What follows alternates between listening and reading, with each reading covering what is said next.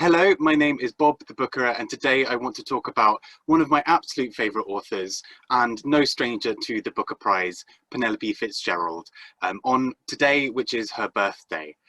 Penelope Fitzgerald is an author who is perhaps not as well known as many of her contemporaries or sort of more generally in British literature, but for me is just an absolute symbol of the kind of writing that I adore. It's witty, incisive, clever, silly, fun, but also makes a very serious point and has a lot to talk about.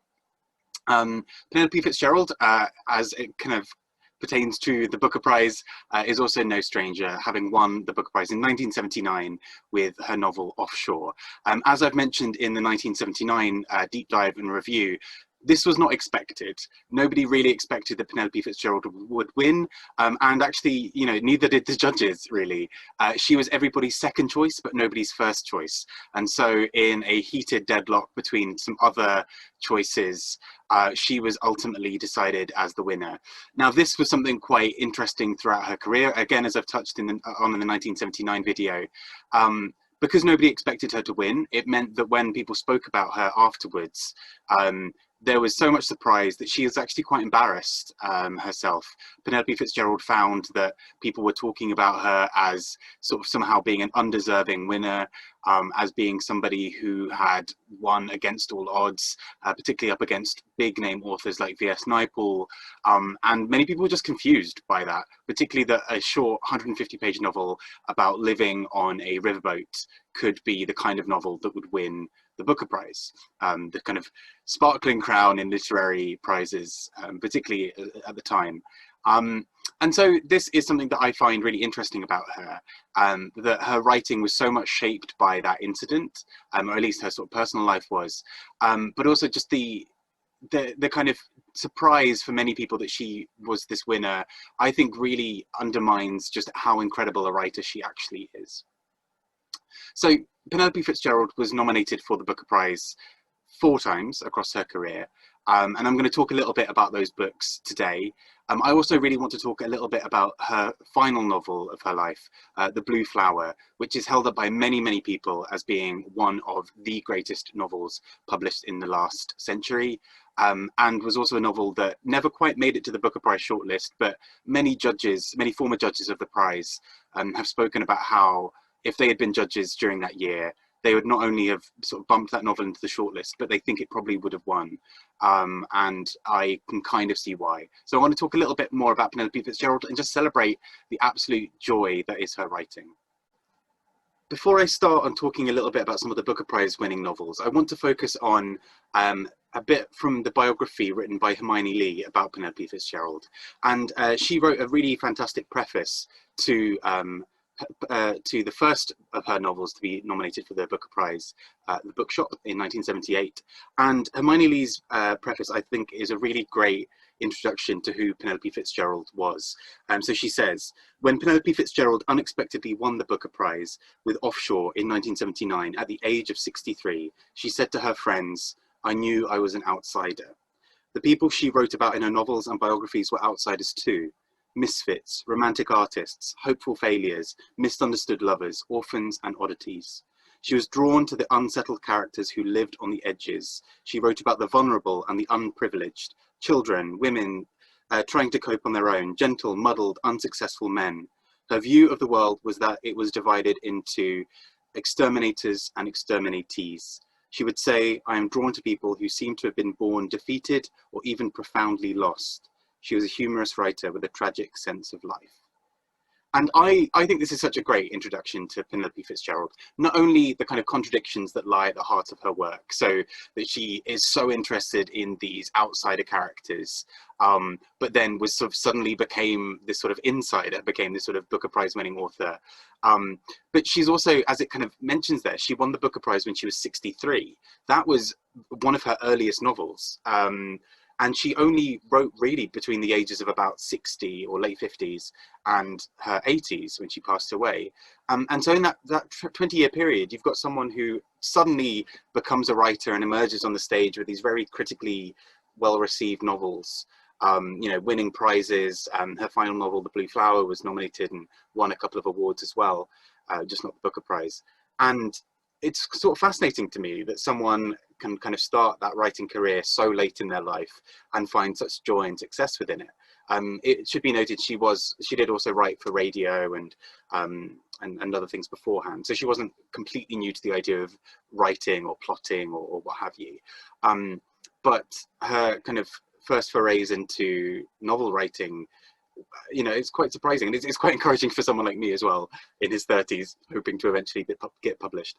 But I think it's really powerful to kind of see that, and I also think that perhaps plays a little bit into this wonderful mystery of who we get as a writer.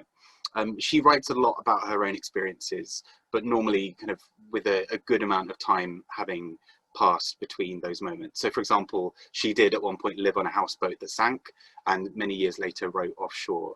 She studied abroad in Russia and then wrote The Beginning of Spring, and other novels like that. So some really fascinating parallels with a lot of the work that she does.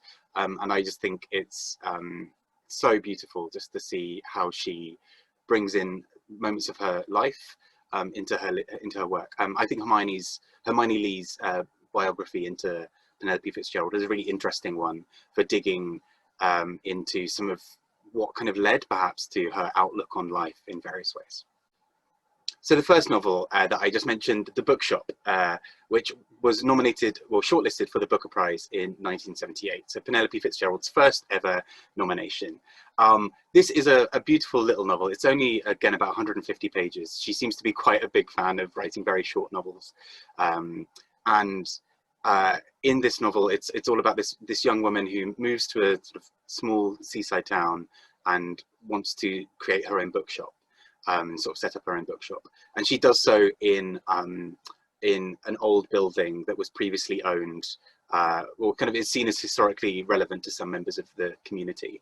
But it's a bit of a dying seaside town, and I think she's very good at capturing that exact time in sort of British life where, you know, sort of seaside towns were starting to kind of fall by the wayside a little bit more, you know, as more people started traveling sort of abroad, and how you've just got these little towns that, you know, once used to have such big crowds and have sort of lost their kind of previous glory. I mean, again, I think that's what ties in so nicely into this idea of Penelope Fitzgerald as sort of writing about the underdog and the kind of misunderstood and the unfortunate in life, because it's not a particularly glistening or exciting town. The house that the young woman moves into to try and take over and turn into a bookshop is sort of filled with damp in various parts. It needs a lot of work done to it, and ultimately, though she tries and battles up against some quite difficult people, what I think is actually really quite powerful is she's unsuccessful. And I think this is, I think it's actually weirdly a more satisfying ending in some ways than if she had been successful. As much as we want to kind of her to stick it to the man and to succeed, we also ultimately understand that it's just not going to happen. She seems beaten down by everything, and we understand that she's going to have to move on. And I think that's what makes it so beautiful. It's almost this little vignette of this moment of, you know, this year or two where she tried and didn't succeed and then moves on. Kind of an unfortunate, a loser or whatever else. What I thought was also a really great example of Penelope Fitzgerald's comic timing or comic thinking in this is one of the novels that starts turning her fortune around in this bookshop is the novel Lolita by Vladimir Nabokov, a very controversial novel, still widely held up as one of those novels that's worth reading but is problematic and tricky and whatever else. So I love that the idea of this very quiet small English town that's very, very polite and kind of you know, very typical is sort of shaken up by a novel such as Lolita. And I think it's just so well observed, so clever and so funny, and it's again why I love Penelope Fitzgerald. Next up we have a novel the exact year after, so 1979, so she just had her first nomination. The next year she is nominated and wins the prize with Offshore. So as I mentioned, it's all about her on a riverboat, and I speak a little bit more about this in my 1979 video.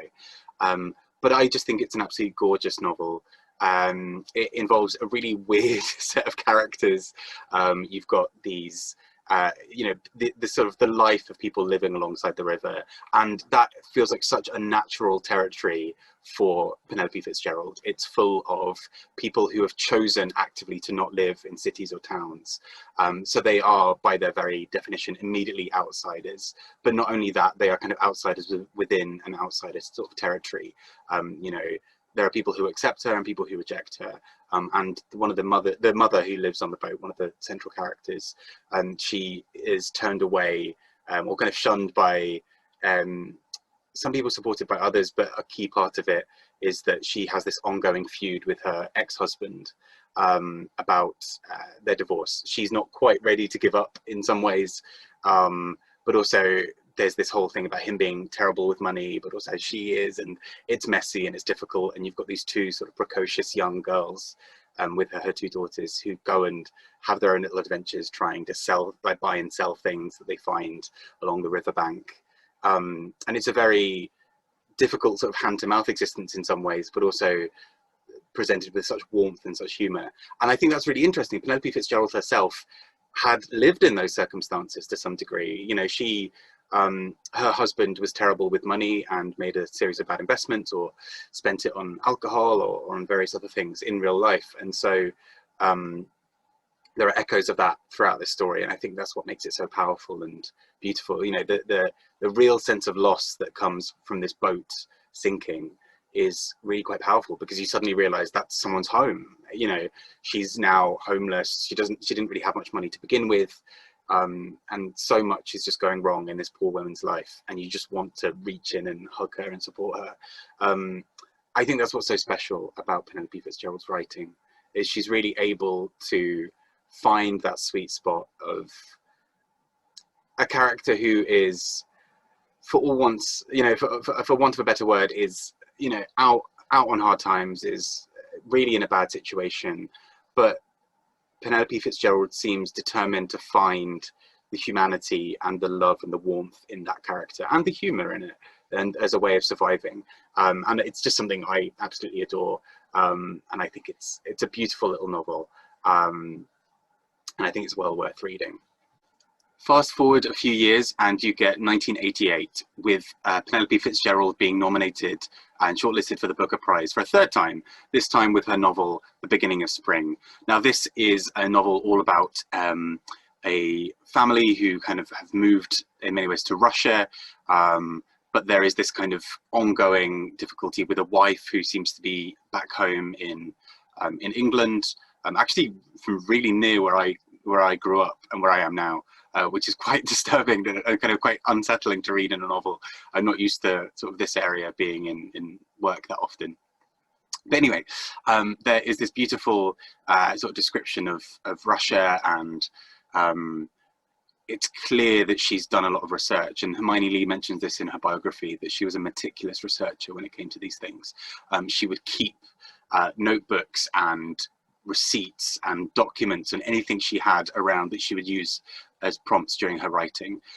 So when Penelope Fitzgerald travelled to Russia herself, she came back with all these little kind of trinkets, which she then later used when she was writing The Beginning of Spring.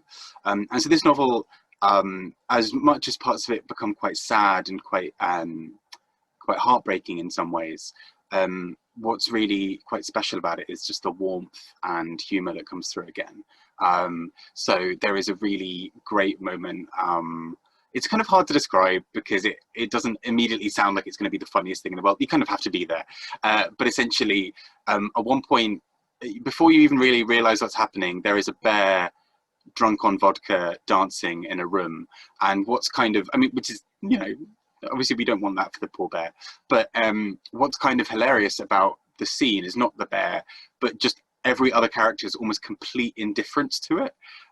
So you've got these kind of rather spoiled children in the room, and they are completely unimpressed by it because they expect the bear to be able to do far more than just dancing on this vodka. You've got other characters who are so blasé about the fact that there's a bear dancing there. And it's really quite funny because just sort of out of nowhere, over a couple of pages, a bear appears dancing drunk on vodka, and nobody really reacts, and then the book moves on. And I think it's just so wonderfully silly, and such a great aside in what's actually, apart from that, just such a powerful novel. You know, you've got these characters constantly trying to talk about the idea of second chances and the idea of trying to adjust to a new culture. Although the husband speaks Russian and his kids can sort of speak Russian because they've grown up there, there's this real disjunct with people there who can't, and you know how isolating it must be to be there not speaking any of the language, which I would imagine Penelope Fitzgerald herself felt traveling around Russia. And so I think it's really powerful to see that there. It's something that I found particularly affecting and touching as someone who lived abroad for a while, and sort of understanding what that really feels like to be walking through a town, or you know, walking through a market or whatever, and have zero idea really what's happening. And I just think it's so beautiful. It's a really funny novel, and I think maybe at the moment it's probably my favourite of all the ones I've read of hers. And I think it's well worth checking out. And then we come to her fourth novel to be shortlisted for the Booker Prize, which was The Gate of Angels in 1990. And interestingly as well, she knew A.S. Byatt, who won the 1990 Booker Prize, fairly well. They used to be colleagues together. They fell out, I believe. They didn't always have the best relationship.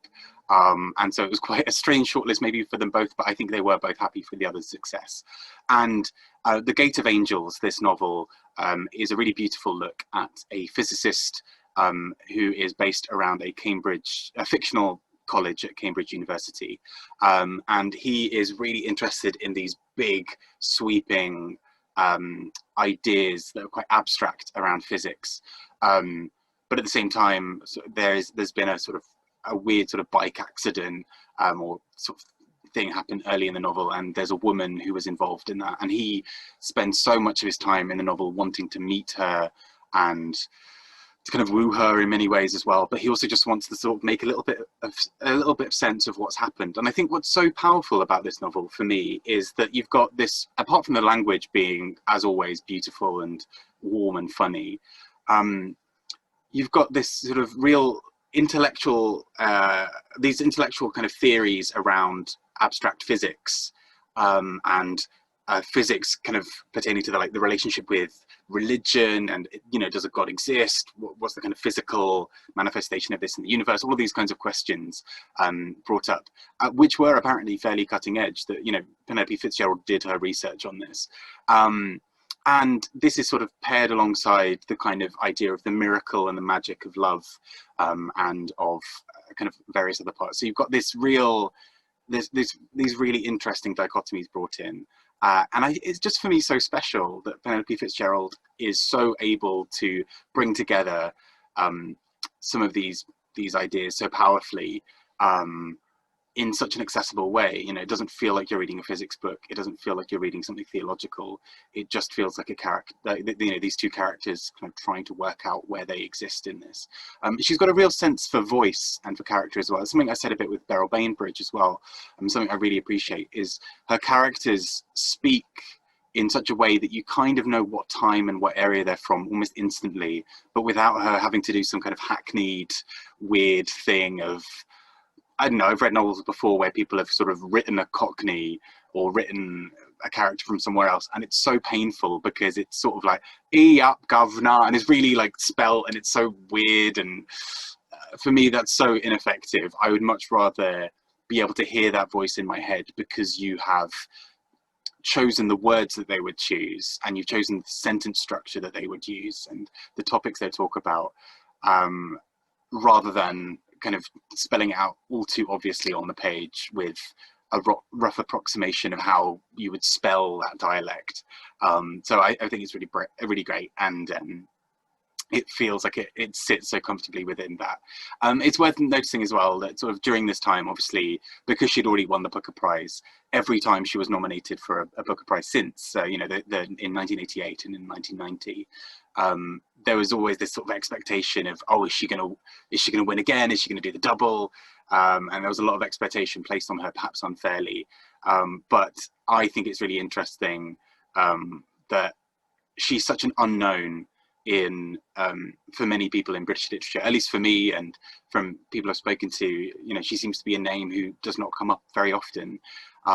Perhaps similarly, you know, to Beryl Bainbridge, who kind of is widely known in sort of certain circles and perhaps isn't widely known outside of those. And what I kind of love about that is actually that is very Penelope Fitzgerald herself. She, you know, almost has this kind of, you know, she has this love for the underdog, for these strange, unexpected characters. And I love that in the literary tradition, she ends up being one herself. Sorry, the lighting changed quite a bit while that last bit was happening. The sun has gone unhidden, so apologies that it's a little bit murky and whatever in this room now. But we come now to the final novel that she published during her lifetime. I mean, it's worth noticing she did release a fair few other novels during her life, but the ones I've sort of mentioned so far are all of her Booker Prize shortlisted ones. And the final novel that she released during her lifetime was The Blue Flower, which is a really gorgeous little novel, which is probably her longest, but it's still under 300 pages, which shows you just sort of how short a lot of her work was. And it is all about sort of, it's a very quick and abrupt change of timing, because we suddenly go to olden times Germany, or kind of, I say olden times, we're talking late 18th century. And it follows a group of characters who were based on, you know, real life characters. This is technically an historical novel. And that's actually something worth noticing. Penelope Fitzgerald, towards the sort of end of her life, or kind of her later writing years, mentioned that she felt that she'd kind of covered everything that was sort of vaguely autobiographical. As private as she was as a person, she kind of, you know, as I mentioned earlier, put little bits of herself and her life story into some of the novels she was writing. So like in Offshore, or in Gate of Angels, or in The Beginning of Spring. But towards the end of her life and her writing career, she started writing a few historical novels. And that was her kind of choosing to kind of write about somebody else now for a change, to sort of take it out of her own experience a bit. And she writes about this character who is, you know, a real life person, a kind of an important figure kind of at the time in German nobility, and then a little bit to do with writing. And then he's obsessed with this idea of the blue flower. We even get a kind of guest appearance from Goethe at one point. And it's such it's kind of weird to sort of describe in some ways what happens, because in some ways it feels like not much does happen. You've got a character who, the main character, who falls in love with this 12-year-old girl called Sophie, and he is completely enamored by her, and everyone around him is completely confused because she is 12 for starters. And even given the kind of younger ages of the time, that, you know, what was seen as acceptable socially at the time, 12 was still young. She's described as not being particularly attractive. She's described as not being particularly intelligent or witty or fun. And she, for a long time, is very sick. And so every other character pretty much in the book is completely baffled at why Sophie has become the center of people's affections. Particularly, you know, given that she is, you know, what does she bring to the table? They all kind of argue.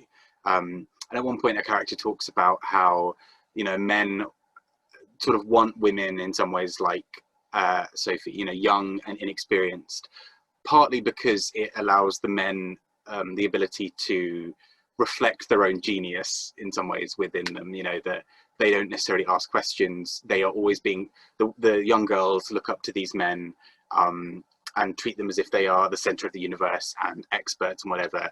But as another character, you know, mentions, Sophie won't be able to run the house. She doesn't know how to, she's 12.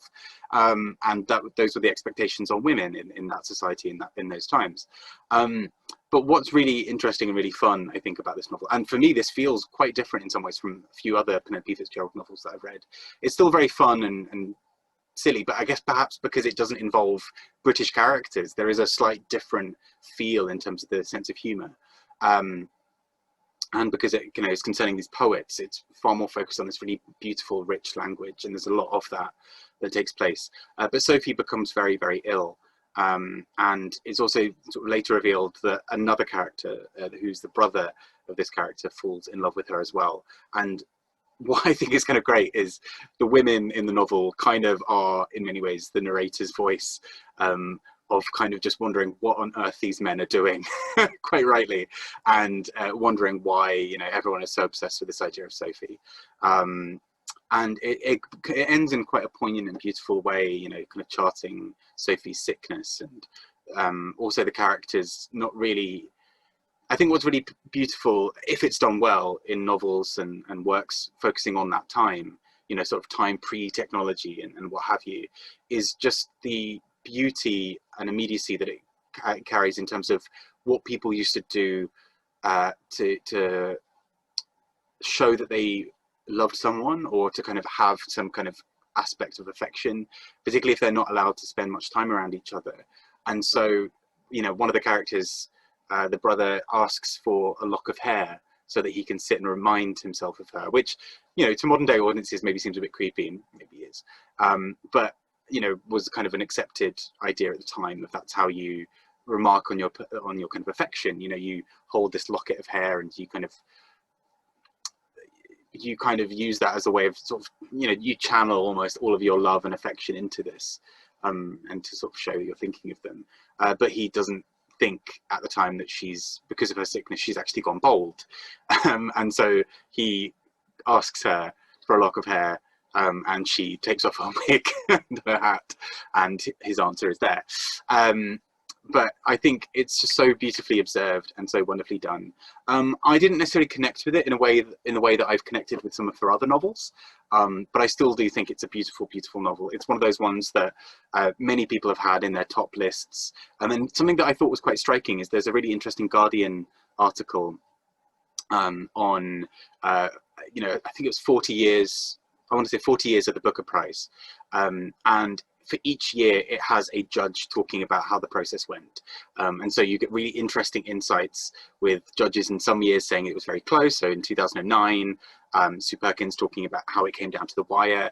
And it might not have been Sue Perkins. It was someone. Sue Perkins was there, though. And it really coming down to the wire with a 3-2 vote.